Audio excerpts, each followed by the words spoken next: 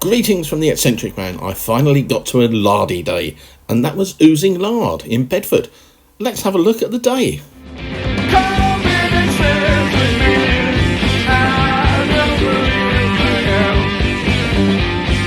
The Eccentric Man YouTube channel is kindly sponsored by those nice chaps at Lost Ark Games in Stevenage.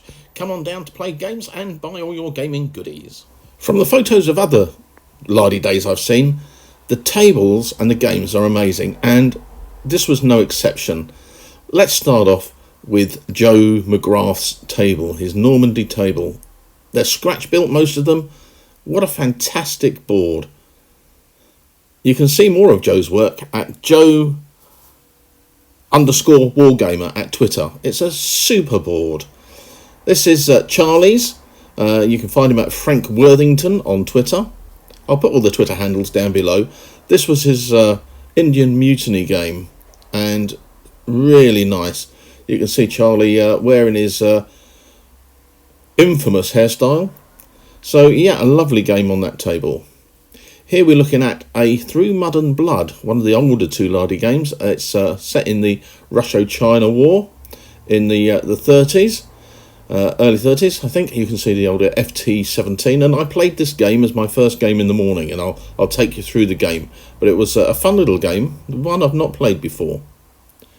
Here we have, this was Geoff Bond and Geoff, I don't know his surname, their Winter Eastern Front game. Really nicely set up for a bit of cold wargaming. Just a little closer look at this scratch build church. Absolutely amazing. As I say, follow him on Twitter and you'll see much more. Next up is the game for What a Cowboy, and I got to play this in the afternoon, and I'll put a little video up about this one. This table was set up by Lee Jackson, and this is just a small amount of the buildings that he has. Next up was another old Lardie game, and that is Le Feu Sacre 3, and this was put on by the writer of the rules, but it's going to be an updated version, so yeah, get him a run out.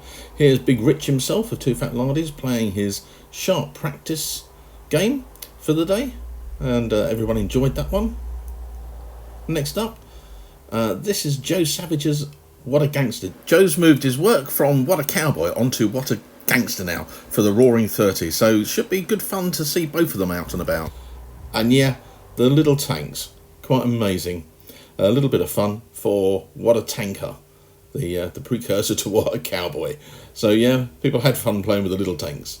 And last up on this bit is the infamy Roman landscape for the Ancients battle. Next up, a bit of Japanese Chain of Command, and this was built by John Wise Wolf Gaming off of Twitter. Put a lot of work into building his trees, and you can see that it's paid off and looks really good. A good game of Chain of Command was had by all. Here we have the table set up for Mud and Blood, so let's have a look at what we played. The game was being run by Colin Murray, and there was 2 players aside, and on my side there was Chris. As you can see here, we've got our figures here, and I was going to take the Warlord and the FT17 and another unit of machine gunners. So the game works on blinds. They advance up the table and you can try spotting with them. The aim of the game was to get trucks from one end of the board to the other end of the board, and if they did that, the Russians would win. Well, an interesting game using the blinds. You never knew what unit was going to be where, and they advanced up. A shock goes on units, and that affects their moving distance and their shooting. Here you can see I've moved up the FT17 and the infantry, and over here you can see the opponents trying to get to the truck in the middle, which they did, and off comes the officer on the truck. What was amusing was that the truck actually caught fire and he drove it towards some enemies, some of our troops, and exploded it. Unfortunately for him, it didn't do too much damage.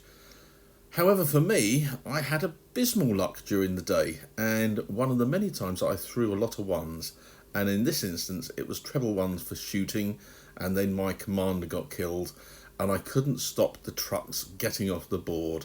They just waved as they went by. But a good fun game, and I think I shall be getting Through Mud and Blood to use for different periods. So yeah, worth watching out for.